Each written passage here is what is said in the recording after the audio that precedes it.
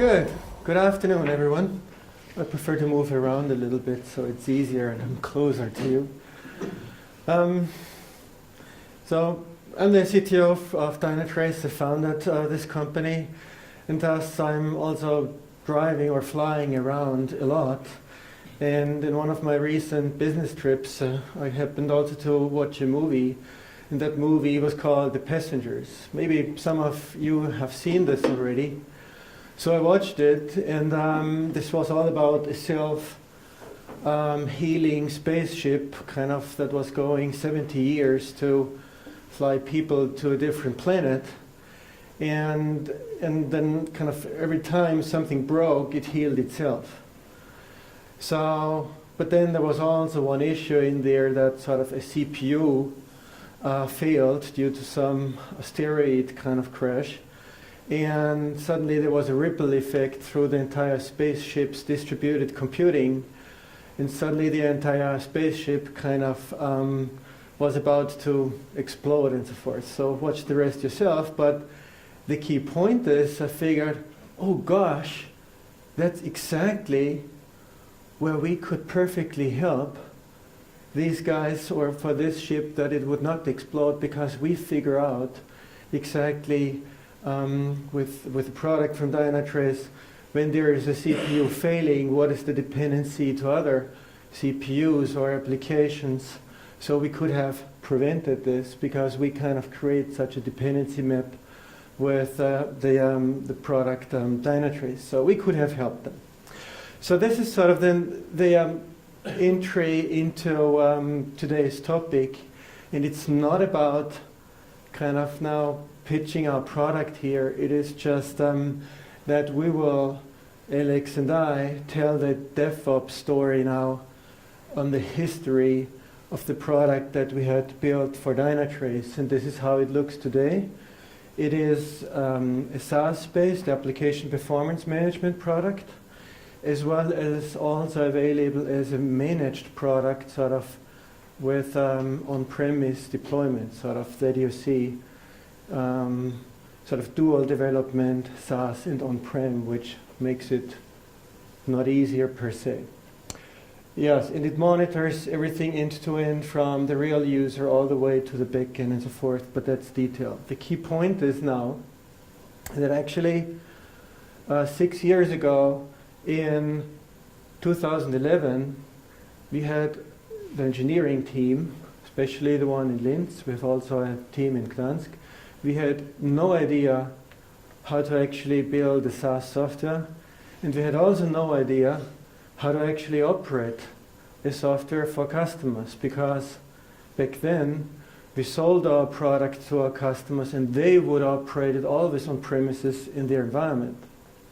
So, and hence also back then we did the classic 2 major releases per year, maybe here or then a fix pack or something like that, but that's it, right? So also what happened is that in 2012 we made a decision, a strategic company decision. Hey, we need to change. We want to create a new generation of application performance management, so the new generation of Dynatrace, and also think about a SaaS product of it, a SaaS version. And also we thought, okay, if we do that, we want to have more frequent releases, but no exact idea how this would go.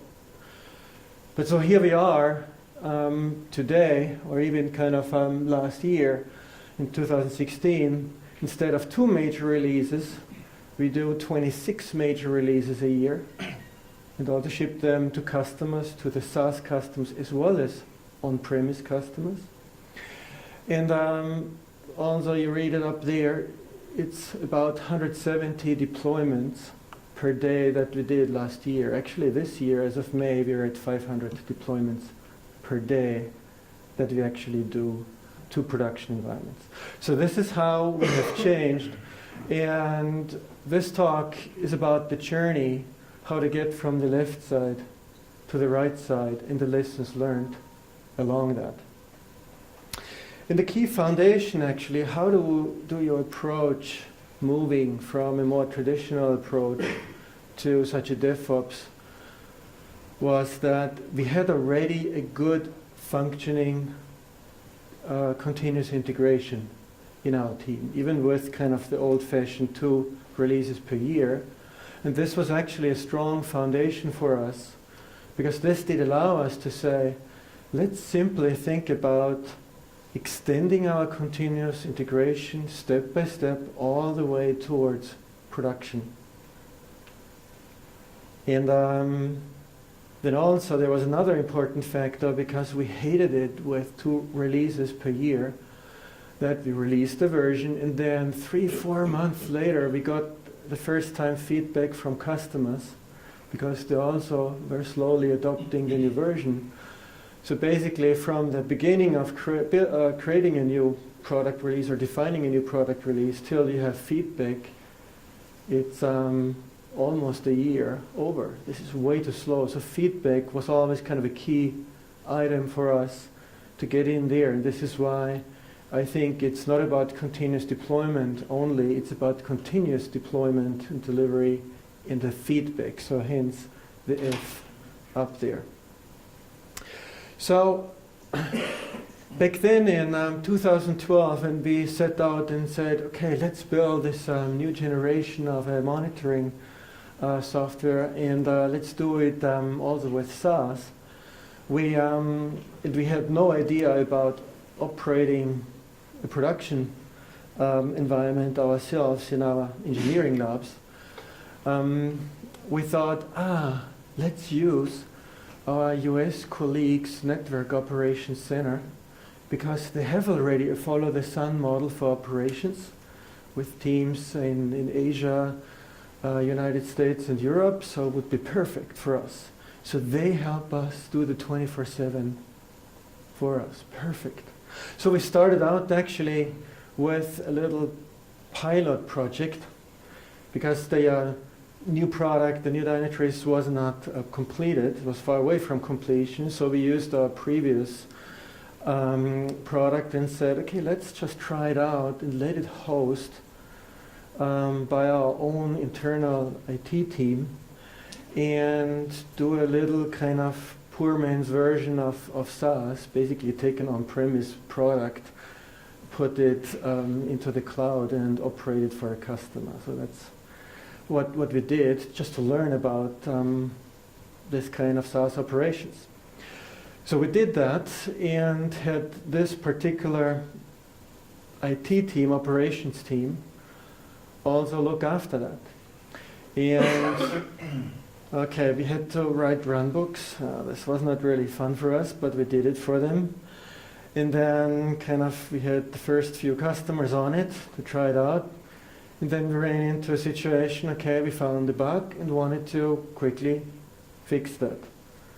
What happened? In our continuous integration, the team kind of discovered the bug, fixed it, checked it in, kind of after half a day we had the fix pack ready. So everything how you expected, nothing special. But then, okay, now let's get it into production, because we want to make sure that those SaaS customers get what they need. But what did then our operations team come back? Oh yeah, next Thursday we have our change request meeting. Come on, I want to fix this now. Yeah, next week, so come to that one. 25 people are on this anyway, and then we discuss how we roll out the patch. I don't want to wait this long. So then on this change request meeting actually, okay, yes, we will deploy this. We have then a schedule for the next 2 weeks. This is when we will deploy patches. Come on, this does not work. So this is how crazy it was and totally unacceptable for me, and especially when you have already a fast continuous integration, you can't even understand how people can move so slow. And this was then the clear moment for us to say, so no way, we can't have a different deployment model between pre-production and production. It needs to be sort of a seamless extension from continuous integration with the technology and deployment stack all the way into production, to not have sort of technology breaks in between. And also it needs to be totally automated. I can't have people be the factor of slowdown.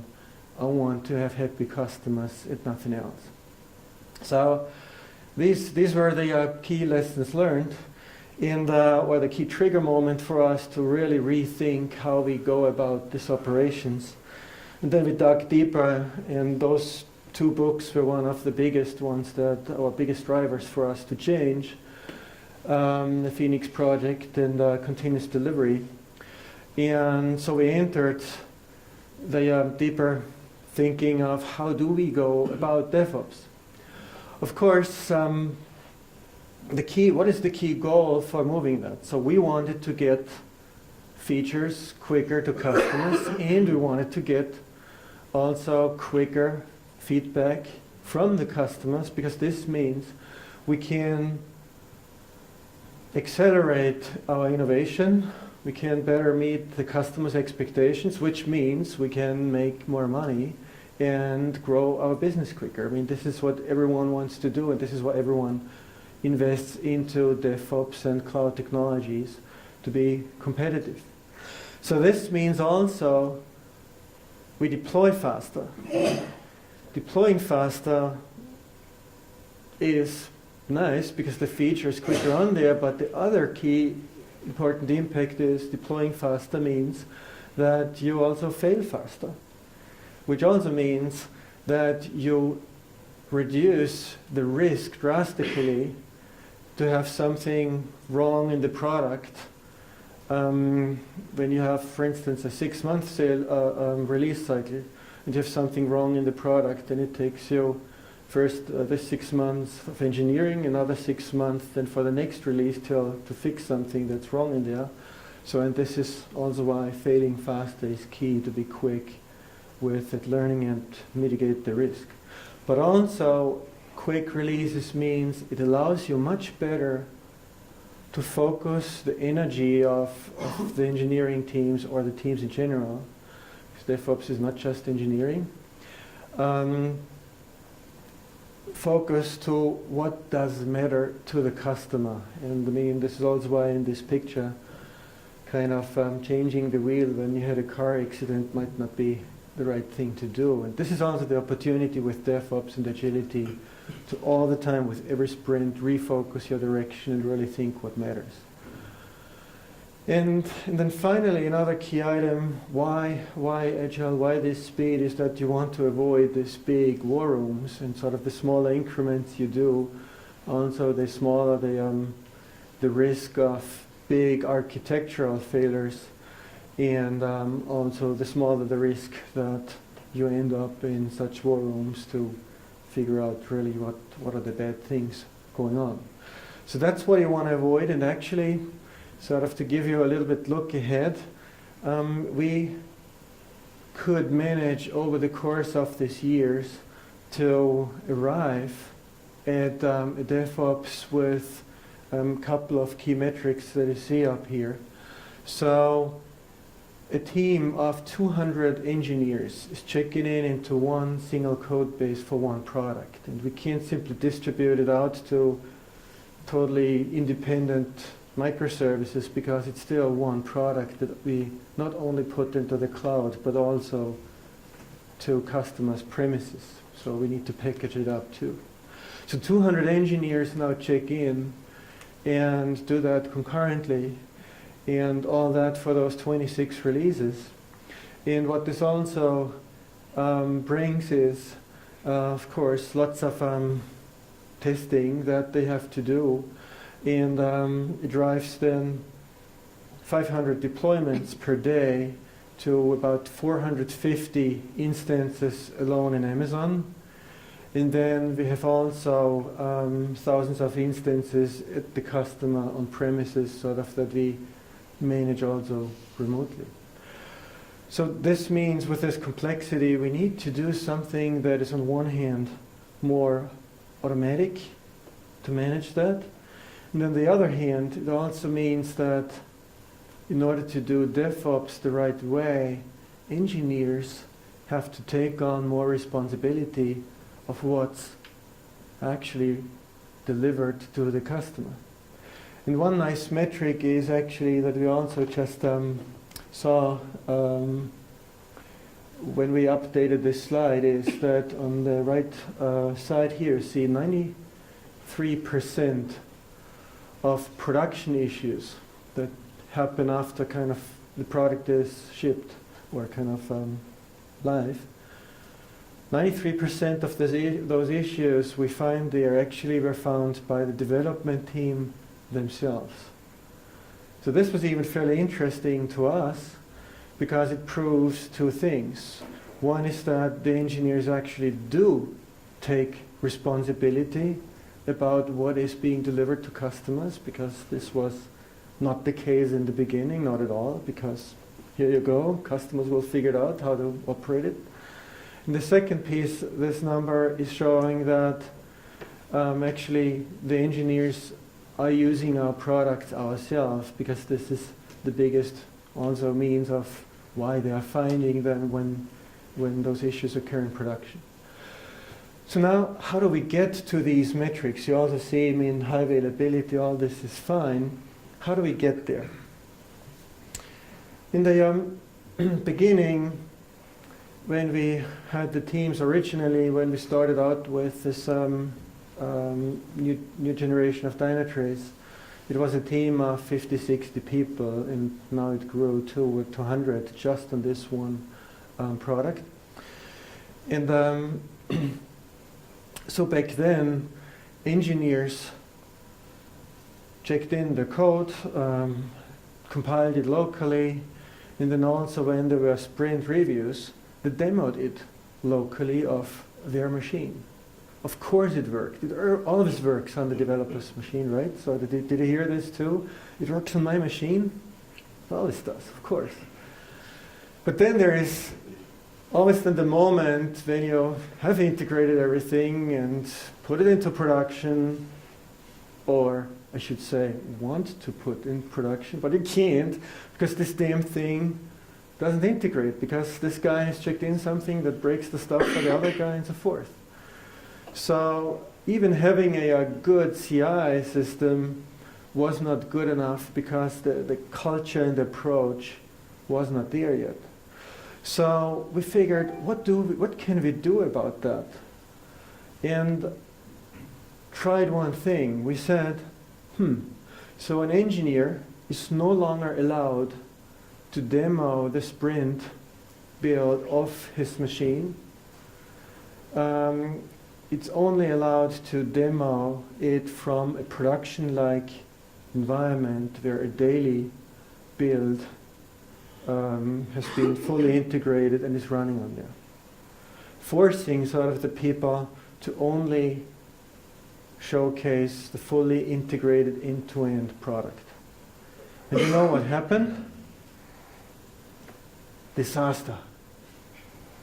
For weeks, even 3 months, we could not manage to get any working build. Every day we said, oh yeah, tomorrow it will work because this and this will fix. Disaster, total disaster, didn't work. We were just about kind of canceling this whole idea and figure out, you know, what can we do more? How can we get the engineers even more accounting the fact that what they do actually impacts the others. And also we thought about kind of what can we do to make sure that everyone understands, hey, we're sitting in the same boat. It's 200 developers. We all have to work together. I mean, people on Friday afternoon quickly checked in and went home. Great, I did my job. But then the other guy, who also wanted to go home, just got an email with the results from continuous integration, which said, doesn't work. Oh shit, so I have no to fix this stuff. Oh, that's not my fault, it's my colleague. Where is he? On the weekend. So this was the key pain, and then we started one additional thing, and we said, okay, we need kind of feedback is always the key element. Give feedback to the people, and we put one visualization device up there. We call it the Dynatrace UFO. And this was showing then the continuous delivery pipeline stages live on there. So when developers went to the coffee machine thinking they have done the greatest check-in ever, what? This is red. I need to go back and fix my code and check whether it's me. So just this awareness truly helped then finally the engineers to take responsibility about what they did and really double check what they check in. And then gradually, after the kind of 3 months of total pain and disaster, we managed to get 2 daily builds working per week, so 3 failed. But this started to change the culture finally. And after half a year later, we had on average 4 working daily, fully end-to-end builds out of 5 days. So this did then work out for us, and this was one of those key big moments. So we managed to actually get daily builds, but we still haven't been in production. And what typically do engineers do? Well, I've done the greatest stuff. Here, go, operate it, see whether it works for customers. So then you end up like this, kind of then the poor operations people have to do firefighting, but they have no clue what this software does. So that's sort of also the other key issue. That's when you end up writing run books, which is another story. But how do you solve that issue? And sort of the key lesson learned here was, why the heck can architects build something, define something, and then sit there, I'm the greatest architect, and I laugh about then the operations guys who sweat there and do 24/7, making sure that this freaking thing runs. So we need to actually bring the responsibility back to the people who actually sort of make the mess. And this is why I changed the organization in that way, that I made the architects and the chief software architects responsible for production. When the architect is building something, defining something that does not scale, that does not perform, basically all non-functional requirements, including security, those guys are responsible all the way into production. And this has worked wonders, really, truly. This made a huge difference. Also, organizationally, you need to make it this way. You can't have a product manager here, and then the architect here, and the product manager all the time overruling the architect, because the architect says, hey, we need to refactor this, then we get better performance, or change that architecture to scale better, and then the product manager comes and says, no, we need to quickly build this feature because this customer is waiting. So if you do it this way, then this fails. The key is that the architect has the same say as the product manager, and they as a team need to figure out what will be done the next sprint. A new feature has to wait if there is an important architectural item that needs to be solved. And this freedom must an architect have. So that's kind of a key lesson learned here.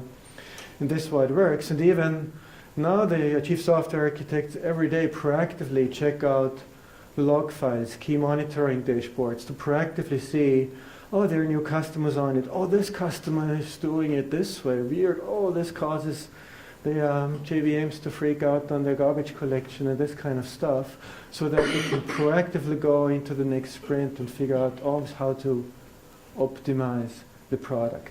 So this was a key lesson learned. So basically we have managed to do a shift left, which means there's definitely no longer QA. Actually, I have eliminated QA already 8 years ago.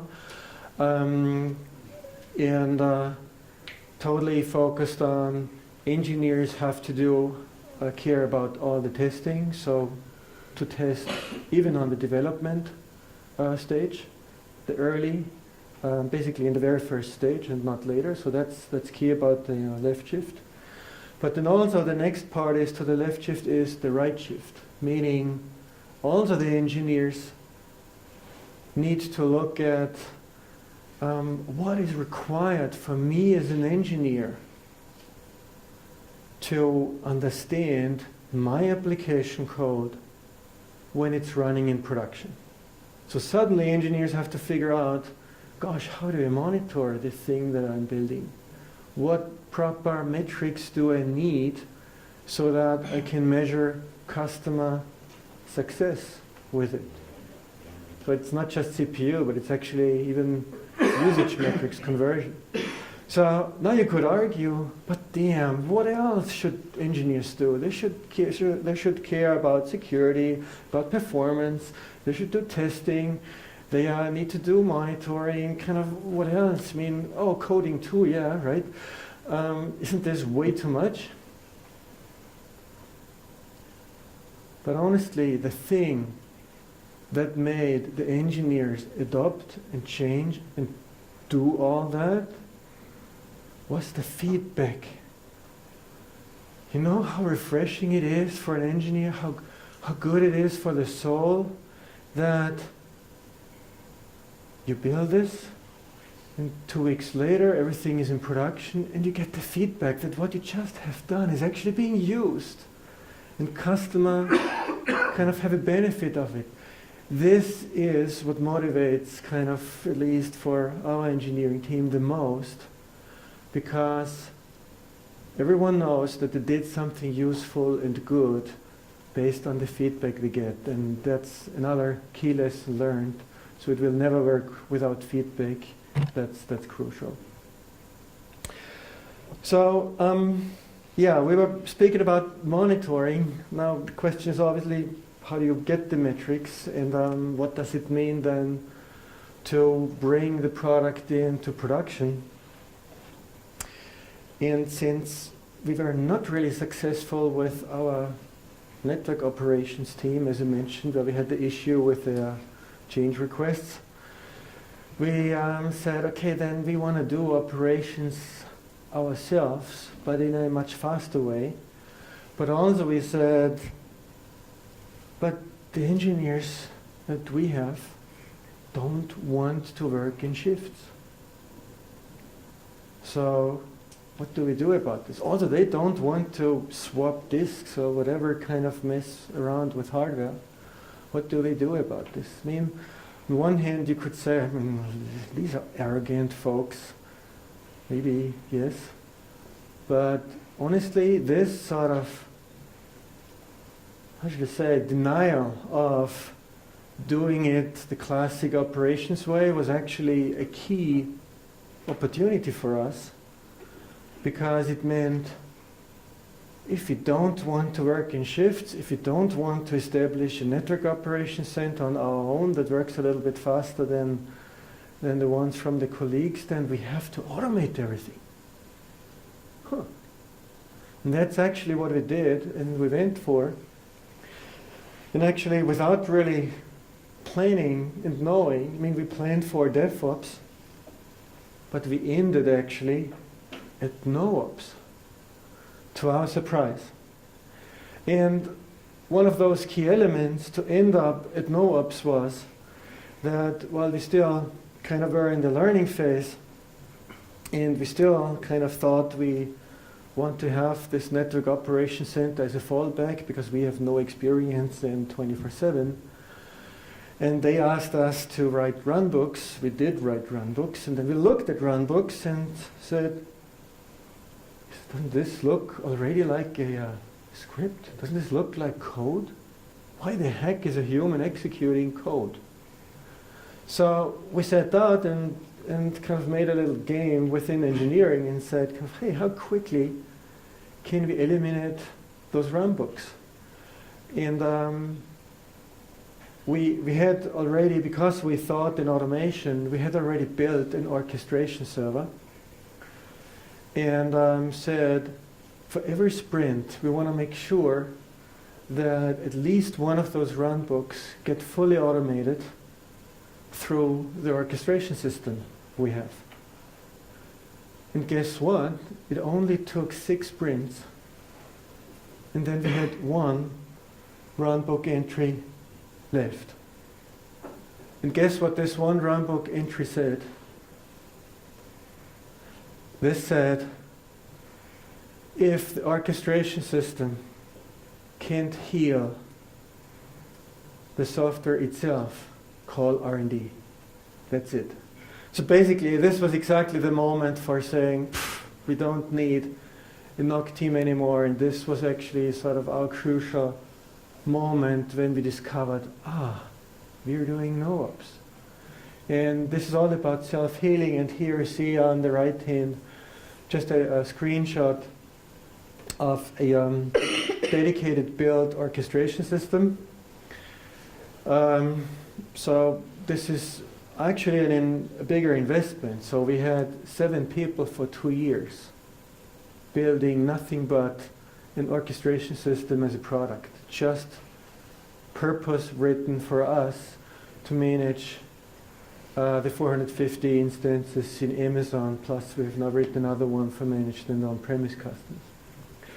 So, and this is also, here you see, we operate with full high availability setup in 5 geos, use the Amazon cloud for that, because this was, to us, the easiest and best way to do a full end-to-end automation, all the way from the engineers, from development, into production, one stack. So a production instance cannot be touched by an engineer. Everything is rolled forward only. And this brings me also to another kind of important principle, especially when you deploy to the cloud, then you cannot architect anymore the old way of kind of, let's say, how you architected for a WebSphere server that is on a high available SAN connected. For cloud, you have to architect for at any time things will break.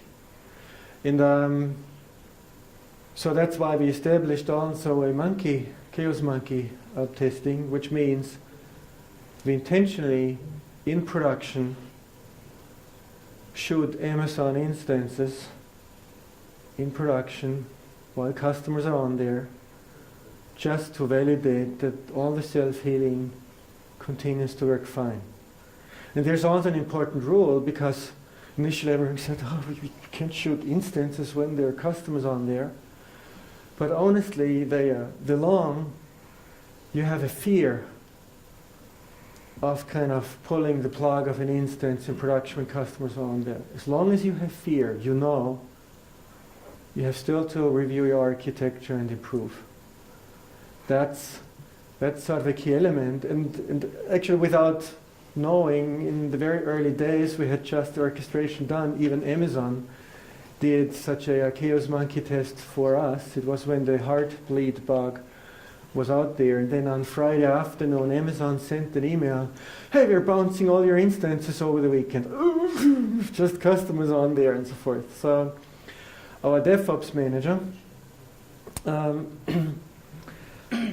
actually then was also shocked a little bit, kind of, and then was there on the weekend, not 24/7, just on the weekend, to watch the self-healing. And gladly, all the self-healing worked out. I think she did one little script update or something, and that's it. So this was the first sort of fireproof for us, that you can truly do self-healing, even if there's a mass kind of update of your instances in the mass killing. So this was super important to us, and maybe also one key lesson learned here is also, our DevOps manager is not a person who, how should I say, who operates the production environment. She's actually more in a function of a product manager for the orchestration and self-healing. And that's a way different mindset how you go about this, and I think that's also a key lesson learned. So, and with that said, I'll let Alex speak a little bit on, so what does this mean, kind of this culture change to the engineering team? Okay, thank you, Bernd. It's a little loud, okay. Yeah, let me start with saying thank you to you guys just to having us today and tell our stories, because Bernd missed it a little bit at the entrance. So I'm Alex, I'm VP of Development, and I want to tell you a brief story from our real life, how we live the DevOps culture, how we try to go to the no-ops thinking, mindset.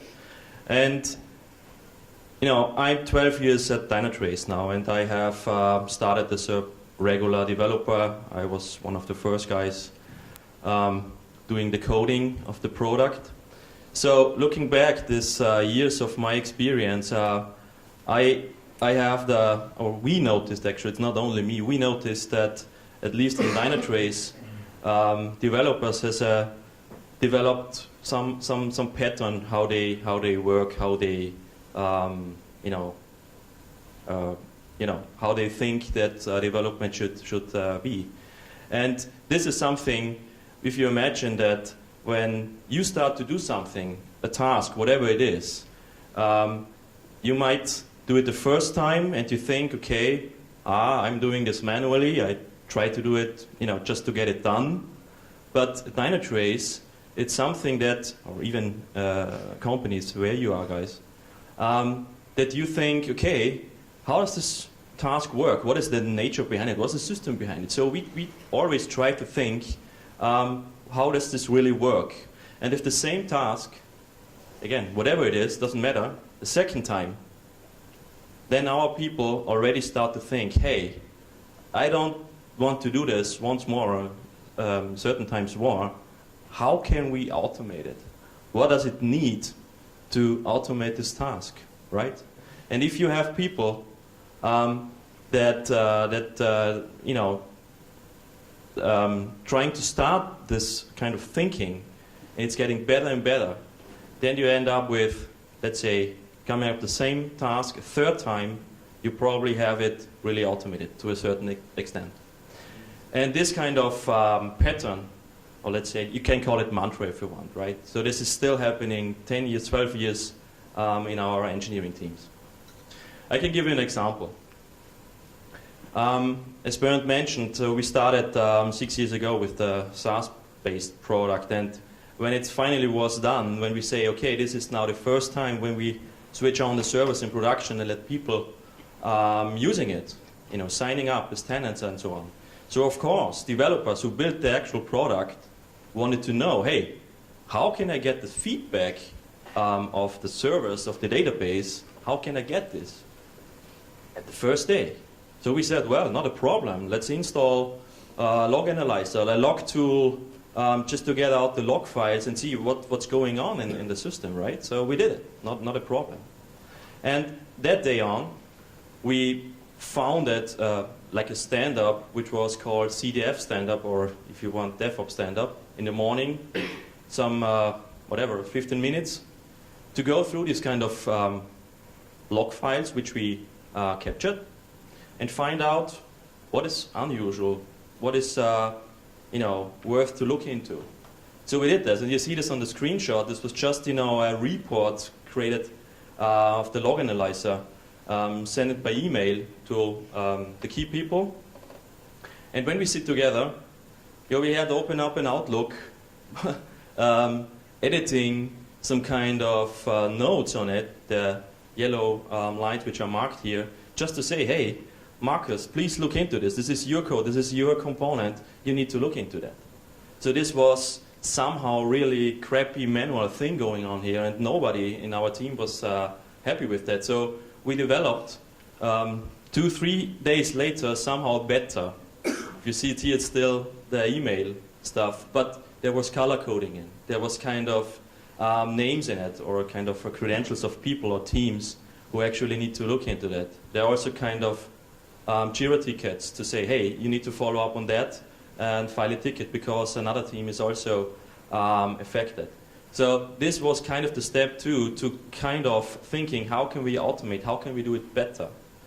So going to the third step, where you want to have an automated system, we thought, hey, can we just build our own log analytics system in a way that we take the log data and build some kind of tool, portal, whatever, web-based to manage it.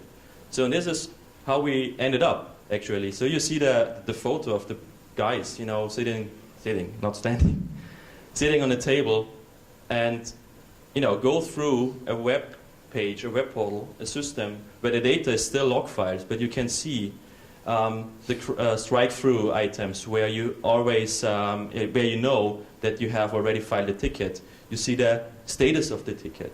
You can delete it. You know what you already marked as I'm working on it yesterday. So the whole management on this kind of feedback from production changed totally just by our thinking, how can we automate the whole process? Of course, there's still a little bit of manual work because you need to click in and say, hey, I want to have a ticket in Jira. You need to put the name on the SNE, of course, into it. So, but these are, coming from 20 minutes dealing with email stuff down to whatever, 5 minutes. If you go through and see it has everything strike through, nothing new. Okay, cool, I'm done.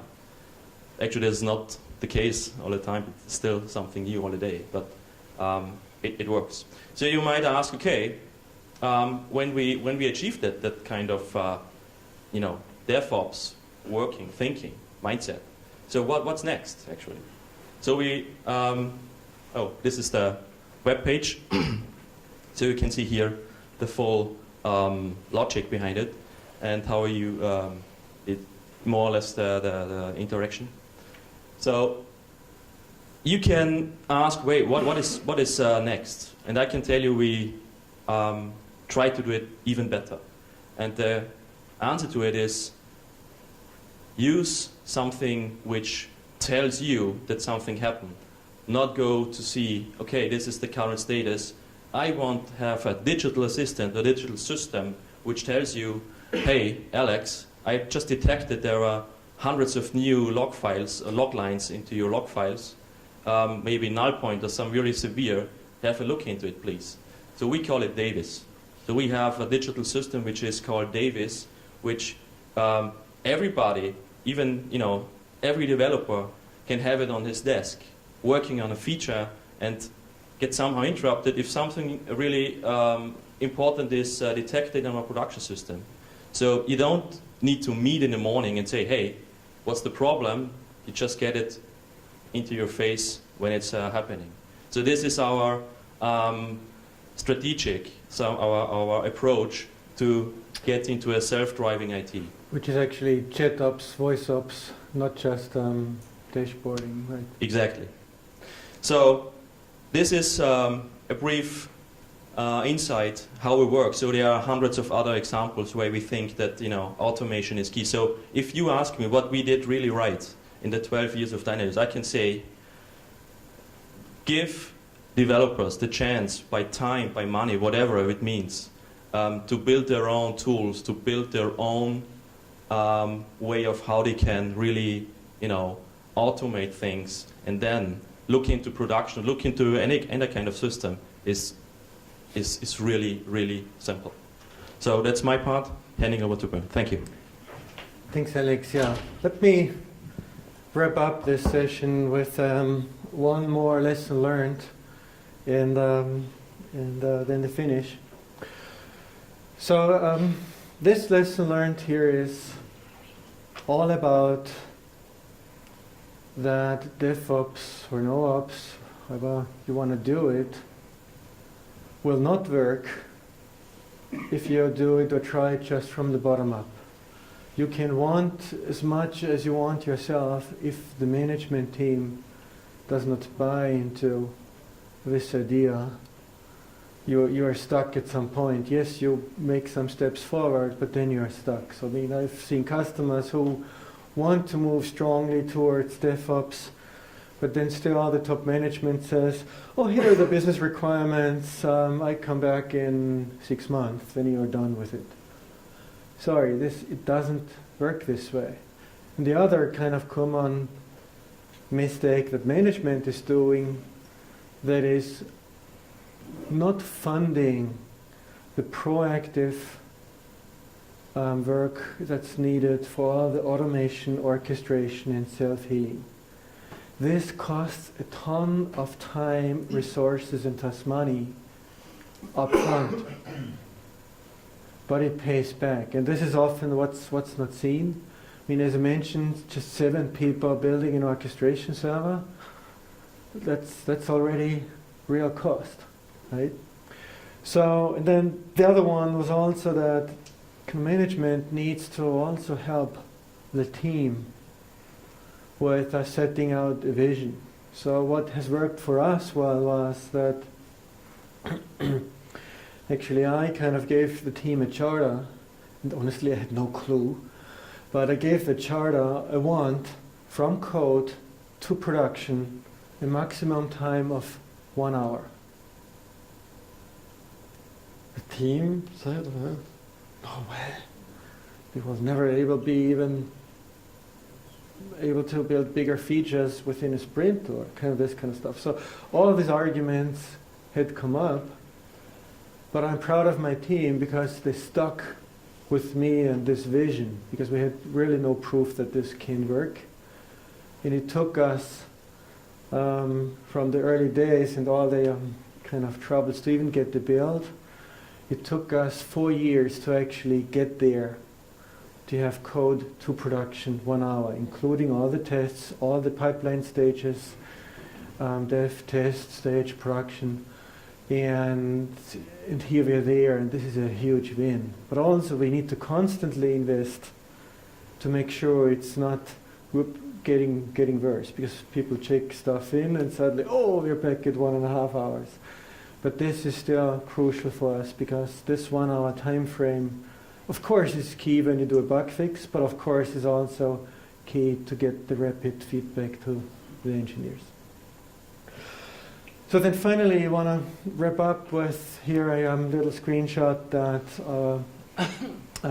DevOps manager uses for herself, not for 24/7 operations, but actually to also get feedback how end users, our customers experiencing our product, to proactively also see what she can do to help with the team. And with this screenshot, and I want to leave you now with a few just thoughts. And this is kind of where in the journey of DevOps are you now? Kind of, have you already mastered CI, so you are ready to move on to continuous delivery, or you're still sort of in the area that you need to solve that first? Then the other thought is kind of, what can you do and will you do to get that feedback, this constant real-time feedback from your CI systems, from your production, especially from your customers' behavior and usage and happiness? Because the number one lesson learned is exactly feedback is the key to change the culture and the key to establish DevOps and NoOps. So thanks. So hope you enjoyed it, and open for questions, or do we leave that?